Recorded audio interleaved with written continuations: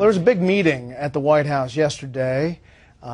Healthcare officials talking to reporters on background, kind of explaining where things stood.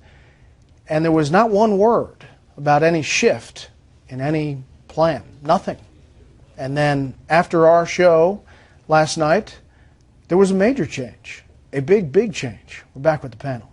Chuck, essentially, they said this is totally different. You can buy the catastrophic plan if you've been kicked off your plan. Right. I mean, to summarize it, basically all the people who got these letters saying your current individual insurance doesn't meet standards, you got to get a new one, have been given what they call a hardship exemption from the individual mandate.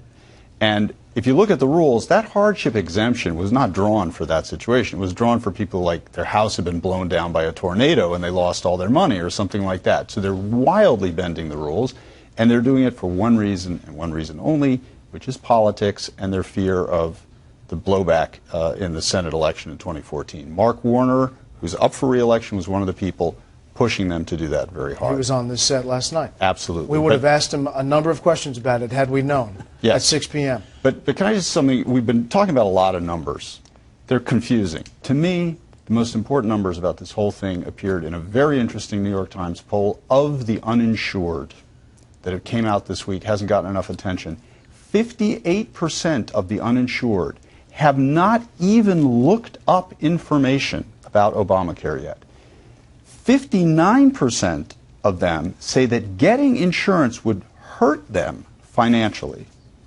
And 54%, this is sort of the good news, say they, by March they'll get it. So about half of the uninsured, the net of this is reluctantly will go ahead and sign up. And that is what has got to be worrying the White House. And 53% oppose Obamacare. In your analogy about the hardship and the hurricane here and the hardship is a tornado. Is Obamacare. Yeah. And that's what the disaster is, and that's why these people are being given a special dispensation, which will ultimately have to be extended to everybody, which means after abolishing the employer mandate, administration is going to have to abolish the individual mandate, and there'll be no money at all in the exchanges. The insurers are going to go south. Chuck Todd tried to pin the president down on whether the individual mandate would be pushed. He didn't really have an answer, said he would enforce it. But a senior advisor was on another channel and said, and wouldn't answer the question whether there would be a penalty. Anyone would actually pay a penalty in 2014. Yeah, it's inconceivable. I mean, when you look at these changes and the other changes, it's inconceivable that anybody will pay a penalty. I mean, you're really going to assess penalties on other people who have decided that they can't afford it when you're not going to assess penalties on these folks? I mean, it doesn't make any sense. And this is the bigger problem. This law is in total chaos right now. I mean, the president is making these unilateral decisions, and I think Chuck Todd at this press conference asked the relevant question. How can people follow a law that's being changed on a daily basis? I mean, they can't. All right, I want to turn quickly to the president was asked about the debt ceiling fight that is coming up. I mean, it's hard to believe, but we're almost there in about a month. And he was asked whether there's going to be any negotiations. No, we're not going to negotiate for Congress to pay bills that it has accrued. Here's the good news. I want to emphasize the positive as we enter into this holiday season. I think Congressman Ryan and Senator Murray did a good job in trying to narrow the differences and actually pass a budget that I can sign. All right, so are we back to square one on this debt ceiling fight?